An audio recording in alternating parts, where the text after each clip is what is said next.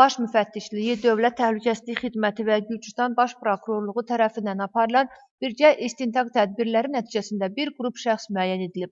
Bu şəxslər maliyyə güzəştləri müqabilində Gürcüstan vətəndaşlarının sağlamlıq vəziyyətini əks etdirən saxta tibbi sənədlərdən istifadə etməklə onların hərbi xidmətdən yayınmasına kömək ediblər. Bu hərəkət 6 ildən 9 ilədək müddətə azadlıqdan məhrum etməni nəzərdə tutur.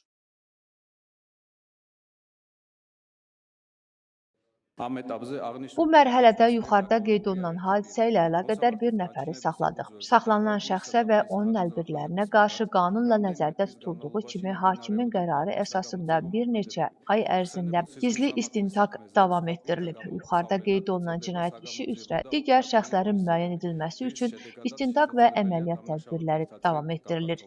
Nəticədə təqsirli şəxslərin dairəsi genişlənə bilər.